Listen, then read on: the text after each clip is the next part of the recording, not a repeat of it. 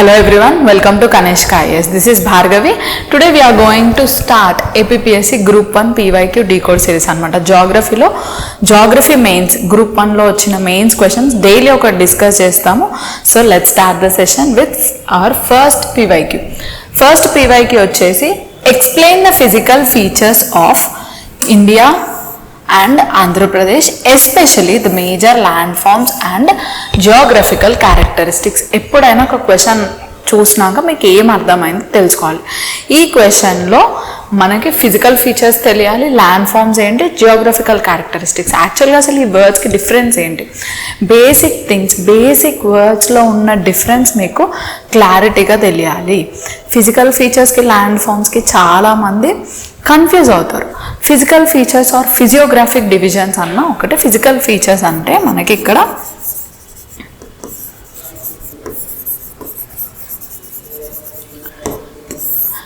Natural క్యారెక్టర్స్తో, ఇప్పుడు న్యాచురల్గా మనకు కనిపించేసి, ఇప్పుడు మౌంటైన్స్ అన్న ఒక దగ్గర ఉన్నాయి అనుకో, మౌంటైన్స్ ఒక ఫిజికల్ ఫీచర్. ఇప్పుడు హిమాలయాస్ అంతా మౌంటైన్ రీజన్. సో అదే దాన్ని మనకి మొత్తం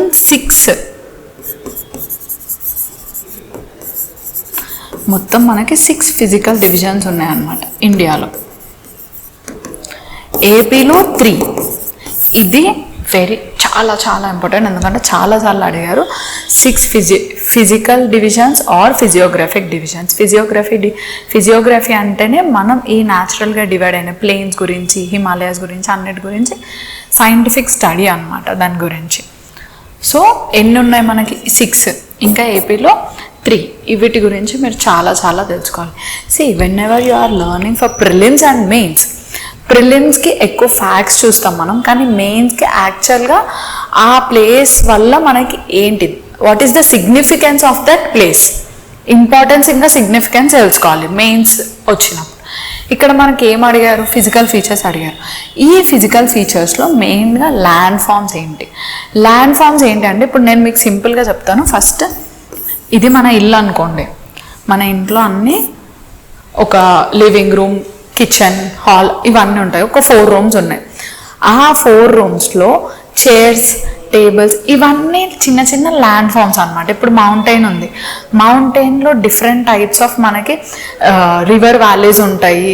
మళ్ళా ఎరోజన్ వల్ల, డిపాజిషన్ వల్ల మనకి ఫామ్ అయిన డిఫరెంట్ టైప్ ఆఫ్ స్ట్రక్చర్స్ని మనం ల్యాండ్ ఫామ్స్ అంటాం. మొత్తం ఇల్లు, దాని క్లైమేట్, దాని సాయిల్, దాని వెజిటేషన్, ప్రతి ఒక్కటి, దాని బేస్మెంట్ అన్నీ కలిపి జియోగ్రఫికల్ క్యారెక్టర్స్ అంటాం మనం అనమాట. జియోగ్రఫికల్ క్యారెక్టర్స్ అంటే ప్రతి ఒక్కటి. ఇప్పుడు సపోజ్ మనం హిమాలయాస్ గురించి మాట్లాడుతున్నాం. హిమాలయాస్ సాయిల్స్, వెజిటేషన్, దాని రిసోర్సెస్, దాని యాక్చువల్గా అది క్లైమేట్ని ఎలా ఇన్ఫ్లుయెన్స్ చేస్తుంది, ప్రతి ఒక్కటి అన్నీ దాని క్యారెక్టరిస్టిక్స్ అన్నీ కలిపితే జియోగ్రఫికల్ క్యారెక్టరిస్టిక్స్ అనమాట. ఇప్పుడు అదే ఏరియా, ఇల్లు మనకి లివింగ్ రూమ్ లాగా, కిచెన్ లాగా ఇలా డివైడ్ చేస్తున్నామా. ఇప్పుడు కిచెన్లో మనకి ఎక్కువ వేడి ఉంటుంది. సో అలా మీరు గుర్తుపెట్టుకోండి. ఆ డివిజన్ని మనం ఫిజికల్ డివిజన్స్ అంటాం ఆర్ ఫిజికల్ ఫీచర్స్ అంటాం. ఆ డివిజన్లో డిఫరెంట్ టైప్స్ ఆఫ్ ఐటమ్స్ మనం ల్యాండ్ ఫామ్స్ లాగా గుర్తుపెట్టుకోవాలన్నమాట. ఇది ఎప్పటికీ మర్చిపోకండి, ఓకేనా. ఇప్పుడు కోస్టల్ ప్లేన్స్లో కూడా మనకు డెల్టాస్ ఉంటాయి, ఎషరీస్ ఉంటాయి. సో అవి different types of land forms, rift valleys ఉంటాయి, అవన్నీ ల్యాండ్ ఫామ్స్ అనమాట. ఇక్కడ మనకి మేజర్గా ఫిజికల్ ఫీచర్స్ ఆఫ్ ఇండియా ఇంకా ఏపీ గురించి అడిగినారు. ఇంకా ఎస్పెషల్లీ మేజర్ ల్యాండ్ ఫామ్స్ అంటే మనకి ఏముంటాయి? మౌంటైన్స్, మెయిన్గా మౌంటైన్స్ గురించి చెప్పాలి, ప్లేన్స్ గురించి చెప్పాలి మనం. ఇక్కడ ఐలాండ్స్ గురించి మొత్తం 6 ఫిజికల్ ఫీచర్స్ గురించి చెప్పినాక ఏపీ ఫిజికల్ ఫీచర్స్ గురించి. ఇది 10 మార్కర్ క్వశ్చన్. లెందీగా ఇప్పుడు ఆ 6 ఫిజియోగ్రాఫిక్ డివిజన్స్ గురించి చదువుకుంటే మనకు ఒక 10 పేజీలో అయినా మనకి ఆన్సర్ జరుపు, అంత ఇన్ఫర్మేషన్ ఉంటుంది. మీరు ఎంత ఇన్ఫర్మేషన్ చదివినా గ్రూప్ 1 రాయాలనుకున్నా, యూపీఎస్సీ రాయాలనుకున్నా ఎంత రాయాలో తెలియాలి. ఆ ఎంత రాయాలో ఎప్పుడు తెలుస్తుంది? మీరు పీవైక్యూస్ అనలైజ్ చేసినప్పుడు, ఆ పీవైక్యూస్ ఆన్సర్స్ రాసినప్పుడు మీకు అనాలిసిస్ అనేది తెలుస్తుంది అనమాట. సో నేను ఇప్పుడు ఒక శాంపుల్ ఆన్సర్ చూపిస్తాను. శాంపుల్ ఆన్సర్ అనమాట. మీరు చూడండి మ్యాప్స్, ఇలాంటి ఫిజికల్ డివిజన్స్ అడిగినప్పుడు, ఫిజికల్ ఫీచర్స్ అడిగినప్పుడు ఖచ్చితంగా మీరు మ్యాప్ ఇంక్లూడ్ చేయాలి. ఎప్పుడైనా ఏపీఎస్సి గ్రూప్ 1 అయినా టీజీపీఎస్సీ అయినా ఎవరైనా ప్రిపేర్ అయినప్పుడు India map, AP map, Telangana map వాళ్ళు విత్ ఇన్ సెకండ్స్లో వేసేలాగా ఉండాలన్నమాట. ఫస్ట్ ఇక్కడ చూస్తే ఐ రోట్ దిస్ ఆన్సర్. మళ్ళీ ఇంకొక టిప్ ఏంటి అంటే, ఫస్ట్ థింగ్ మొత్తం సిలబస్లో ఈచ్ అండ్ ఎవ్రీ వర్డ్ మీద మీరు ఒక ప్రాపర్ ఇంట్రో ప్లస్ కంక్లూజన్ రాసి పెట్టుకోండి. నేను అలానే రాసి పెట్టుకుంటాను. సపోజ్ ఇక్కడ మీరు సింపుల్గా ఉండాలి. ఇంట్రో ఎప్పుడైనా సింపుల్గా ఉండండి, కాంప్లెక్స్ వర్డ్స్ కాదు, సింపుల్ అండ్ క్లారిటీగా ఉండాలి ఎప్పుడైనా ఆన్సర్. జనరల్ స్టడీస్ అని అందుకే అంటారు జిఎస్ అని చెప్పేసి. ఇప్పుడు ఇక్కడ ఏపీ స్పెసిఫిక్ వచ్చినప్పుడైనా, ఇండియా స్పెసిఫిక్ వచ్చినప్పుడైనా మన పాయింట్ క్లారిటీగా ఉండాలి. క్లమ్జీగా మేము చాలా ఫ్లూయెంట్ ఇంగ్లీష్ మాట్లాడేస్తున్నాము, కాంప్లెక్స్ వర్డ్స్ యూజ్ చేస్తున్నాము అని కాదు. సింపుల్ అండ్ క్లారిటీ, ఆ క్లారిటీ అనేది ఇంపార్టెంట్. ఇప్పుడు ఒక ఇంట్రొడక్షన్ చూసుకోండి. India and Andhra Pradesh possess diverse physiographic features which play an important role in determining climate, rivers, natural resources, agriculture and human settlements. ఇప్పుడు ఈ రెండిటి గురించి ఎప్పుడు అడిగినా, ఫిజికల్ ఫీచర్స్ గురించి ఇండియా గురించి అడిగినప్పుడల్లా, లేకపోతే హిమాలయాస్ గురించి మీరు ఇంట్రో రాయొచ్చు.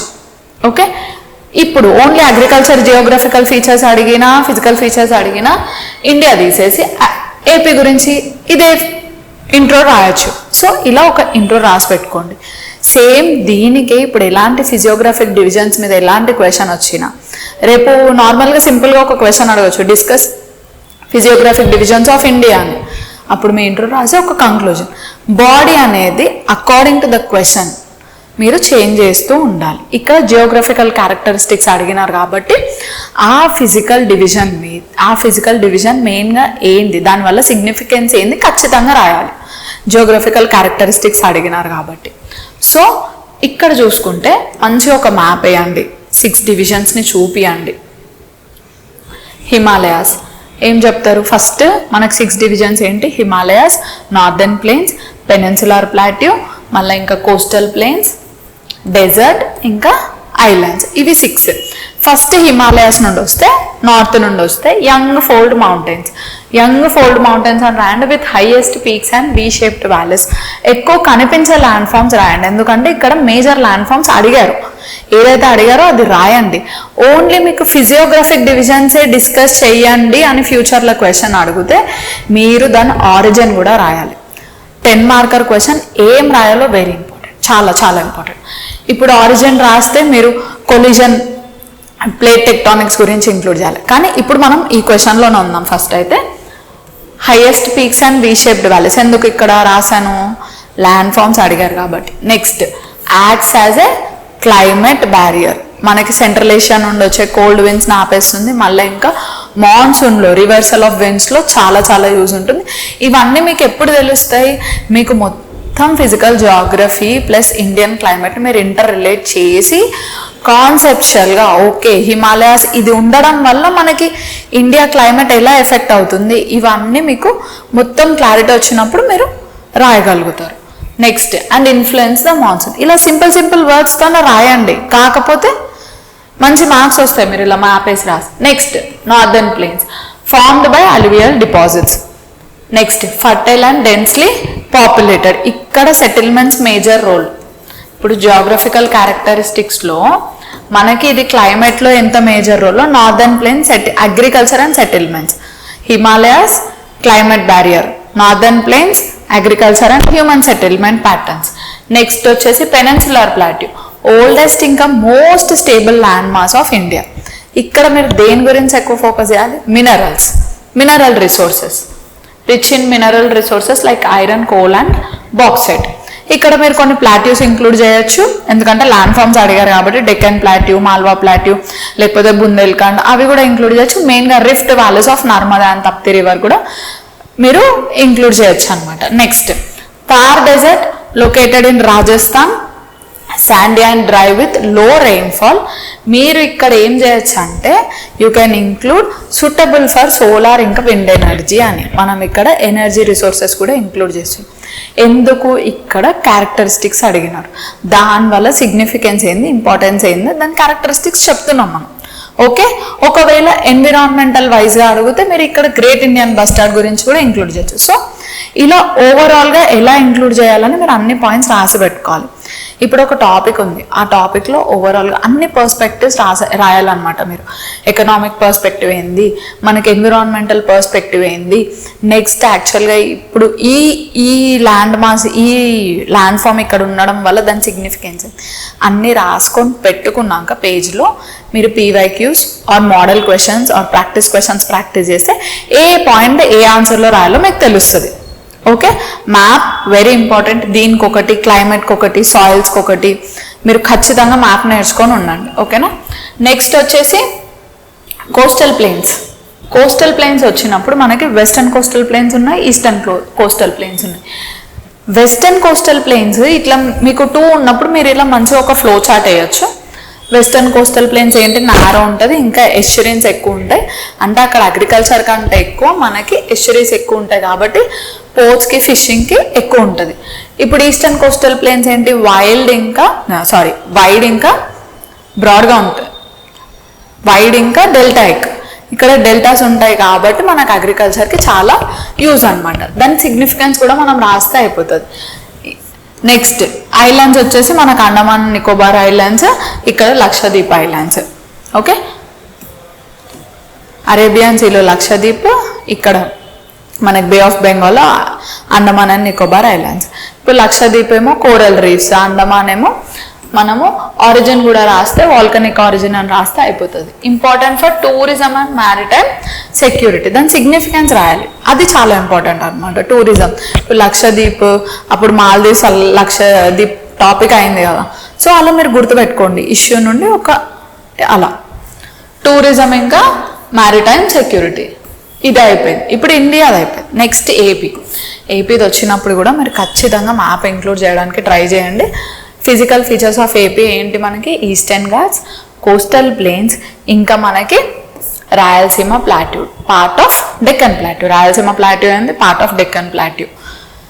ఈస్టర్న్ ఘాట్స్ చూసుకుంటే ఈస్టర్న్ ఘాట్స్ డిస్కంటిన్యూస్గా ఉంటాయి అనమాట. ఎందుకంటే మనకు బాగా రివర్స్, గోదావరి, కృష్ణ డెల్టాస్ ఉన్నాయి కదా, అవి ఆ రివర్స్ వల్ల మనకు అవి కట్ అయిపోయి మనకు డిస్కంటిన్యూస్ హిల్ రేంజెస్ ఉంటాయి, rich in forest and minerals.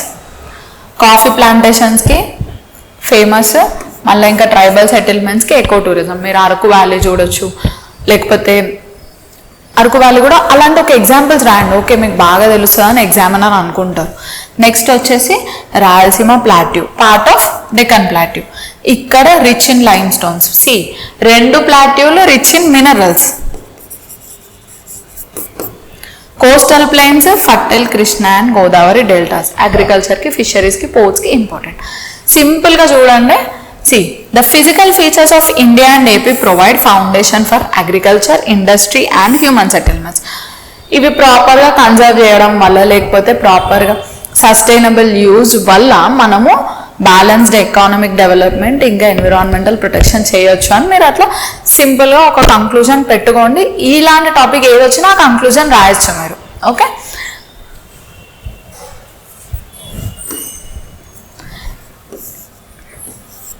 మీరు ఏపీ డయాగ్రామ్, ఇండియా డయాగ్రామ్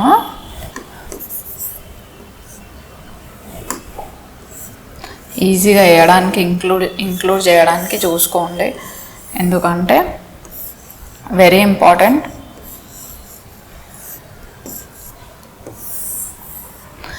మీరు ఒకటేసారి 2 డయాగ్రామ్స్ ఇందులోనే ఇంక్లూడ్ కూడా చేసుకోవచ్చు. ఇప్పుడు ఇక్కడ మీరు ఏపీ ఇంక్లూడ్ చేసుకోవచ్చు, ఇక్కడ మీరు మొత్తం హిమాలయాస్, ఈ నార్దర్న్ ప్లేన్స్ వచ్చేసి మనకి మళ్ళీ ఇక్కడంతా హిమాలయాస్, ఇక్కడ Thar desert west side. Next ఇదంతా పెనిన్సులర్ ప్లాట్యూ అయితే ఇవన్నీ బార్డర్స్ మనకి కోస్టల్ ప్లేన్స్ అన్నమాట. ఇప్పుడు ఇందులో నుండే ఈస్టర్న్ ఘాట్స్ పోతాయి మనకి ఏపీ. ఓకేనా.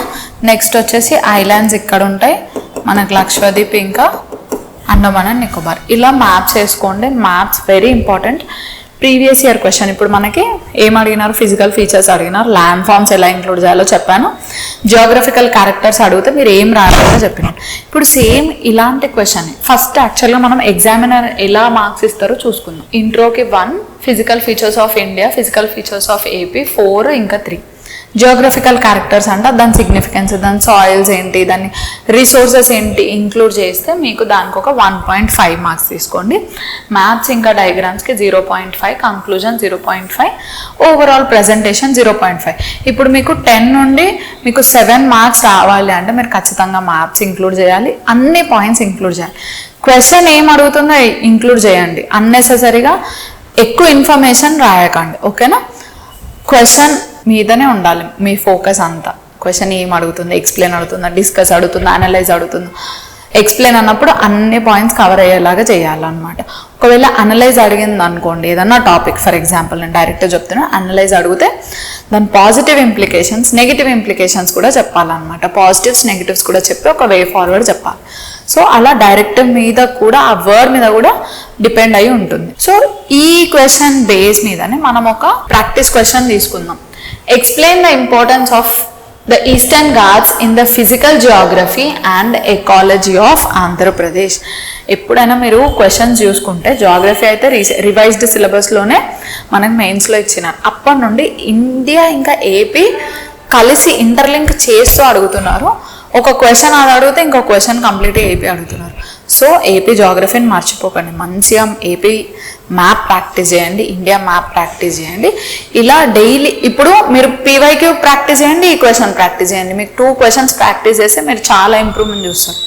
మళ్ళీ ఇంకొకటి ఏం చెప్పాలనుకుంటున్నానంటే, ఎప్పుడైతే మీరు క్వశ్చన్ రాస్తారో, నేను ఇలానే రాస్తుండే, టైం రాసుకోండి ఎన్ని మినిట్స్లో రాశాను.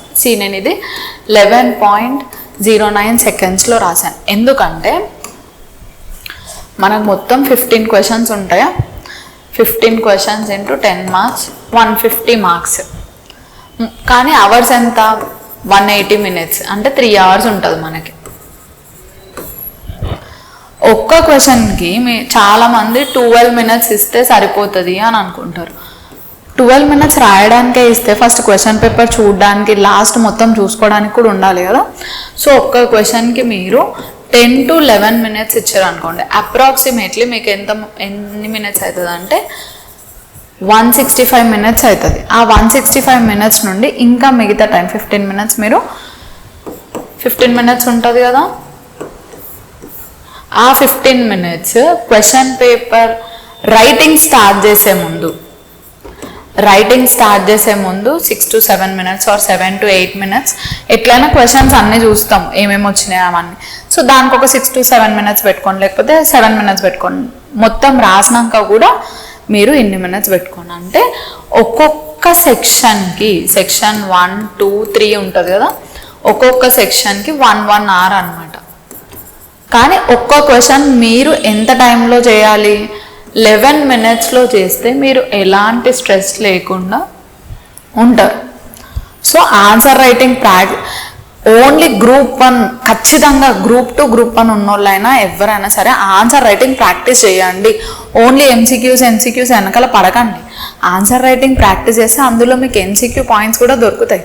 ఆన్సర్ రైటింగ్ ప్రాక్టీస్ చేయండి. మీరు వితిన్ 11 మినిట్స్లో ఎలా రాయగలుగుతారు, పోనీ అప్రాక్సిమేట్లీ 12 మినిట్స్లో అయినా రాయాలి కదా.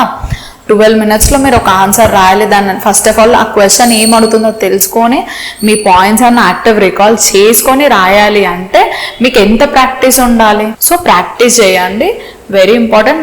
ఇంకా మా టెలిగ్రామ్ ఛానల్లో కూడా మేము ఎంసీక్యూస్ పోస్ట్ చేస్తున్నాము. మీరు ఎంసీక్యూస్ ఆన్సర్ చేయడానికి ట్రై చేయండి, ప్రాక్టీస్ క్వశ్చన్ రాయండి. ఇంపార్టెంట్ పాయింట్స్ ఏమన్నా మీకు ఈ ప్రాక్టీస్ క్వశ్చన్లు ఏమన్నా ఉంటే మీరు కమెంట్ సెక్షన్లో పెట్టండి. యాక్చువల్గా మీరు ఏమనుకుంటున్నారని we will see and we will comment. మేము రిప్లై ఇస్తాము, కమెంట్ సెక్షన్లో పెట్టండి. ఓకేనా. Explain the importance of the Eastern Ghats in the physical geography and ecology of AP. మీరు టెలిగ్రామ్ ఛానల్లో కూడా జాయిన్ అయ్యి MCQs సాల్వ్ చేయండి. డైలీ 10 MCQs ఉంటాయి, వీక్లీ ఒక సబ్జెక్ట్ అనమాట. మొన్నటి వరకు జాగ్రఫీ అయింది, ఇప్పుడు పాలిటీ స్టార్ట్ అయింది. ఇవాళ నుండి MCQs ప్రాక్టీస్ చేయండి తింటూ. ఏదో ఒక 10 minutesలో మీకు అసలు యాక్చువల్గా మీరు యాక్టివ్ రికాలింగ్ చేసుకోగలుగుతున్నారా చదివిందంతా అని చూడండి ఒక్కసారి. ఓకేనా? Thank you. రోజు ఒక PYQ అనాలిసిస్. ఈ అనాలిసిస్ ఏంటంటే మీకు క్వశ్చన్ అది వచ్చినప్పుడు మీకు ఎలా రాయాలో తెలుస్తుంది అనమాట. ఓకేనా? Thank you for watching. Follow Kanishka IAS. మీరు సబ్స్క్రైబ్ కూడా చేసుకోండి, ఎందుకంటే మీకు అన్ని నోటిఫికేషన్స్ రావాలి కదా. Thank you.